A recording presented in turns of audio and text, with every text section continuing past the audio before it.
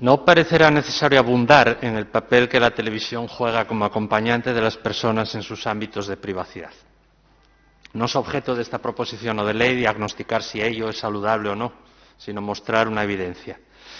Que esa compañía en los hospitales públicos se convierte en una especie de báculo donde apoyarse para lidiar con la soledad, con la extrañeza y en ocasiones con la angustia ante la incertidumbre que genera la enfermedad.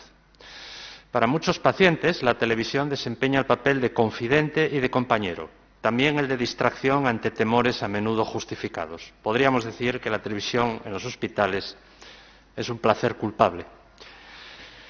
Durante la pandemia, con la limitación de visitas y el aumento del aislamiento, y a partir de noviembre de 2020, se instauró la prestación de televisión gratuita en los hospitales públicos asturianos. El Servicio de Salud del Principado de Asturias fue sensible a un clamor que emanaba de familiares, de amigos y de profesionales de la psicología y del bienestar. Esa gratuidad, sin embargo, se suprimió el pasado día 1 de abril en algunos centros públicos, a pesar de que continuaran las restricciones de visitas. Regresó a la luz entonces, con especial intensidad, la evidencia de una realidad poco amable. Y es que a los hospitalizados se les haga pagar por un servicio que en el fondo es gratuito, como es la emisión de canales en abierto. La tregua de noviembre a abril, una vez concluida, transparentaba con más fuerza, si cabe, la evidencia hasta entonces consentida, acaso sin una reflexión profunda. Y es que un servicio básico para un hospitalizado, un servicio de ocio, un servicio de información y, como queda dicho, un servicio de humana tan necesaria compañía, oculta a la postre un negocio. Con fecha de junio de 2020, un informe del Servicio de Salud del Principado de Asturias detallaba las 3 compañías, Isern, Austurtele y Gispasa, que administran la televisión en los 9 centros sanitarios públicos de Asturias y el canon que pagan al Principado. Mediante este modelo de explotación, la empresa se encarga de la inversión, la instalación y el mantenimiento de las televisiones en el hospital y obtiene a cambio la recaudación. Las cifras que hoy manejamos y que comprenden los años transcurridos entre 2015 y 2019 son en verdad importantes. Baste señalar que una empresa como Isern, la concesionaria de Luca, ha podido recaudar en esos 5 años una cifra de 1.683.000 euros. Esto es, medio millón de euros más del presupuesto del Centro de Salud de Nuevos Roces que mencioné hace un rato en mi reciente pregunta al consejero. Con el modelo de explotación, a los hospitales no solo no les cuesta nada poner las televisiones, sino que obtienen beneficios gracias al canon de concesión.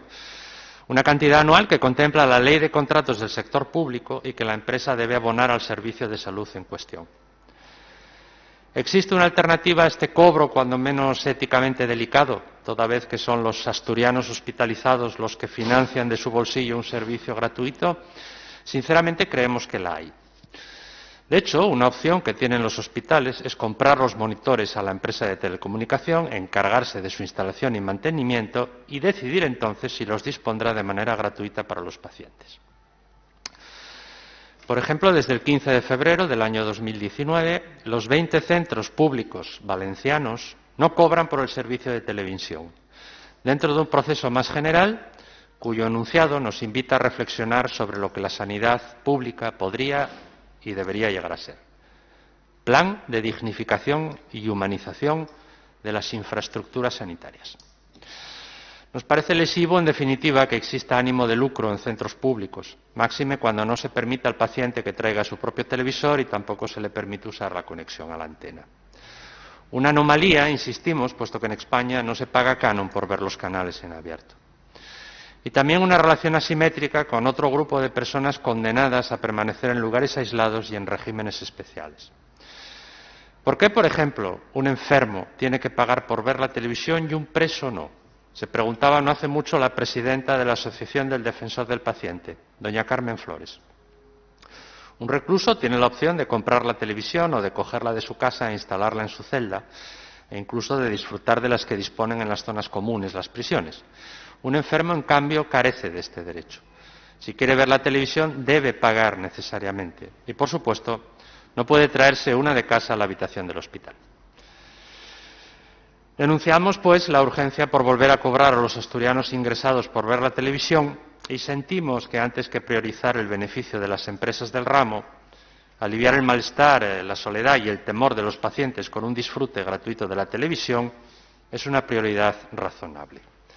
Lo que reclamamos, en consideración, es la supresión del pago por el servicio de televisión en los hospitales públicos y que no se prorroguen los contratos con las empresas proveedoras una vez finalicen los años de concesión inicial o en los casos en que esta conexión se encuentre extinta.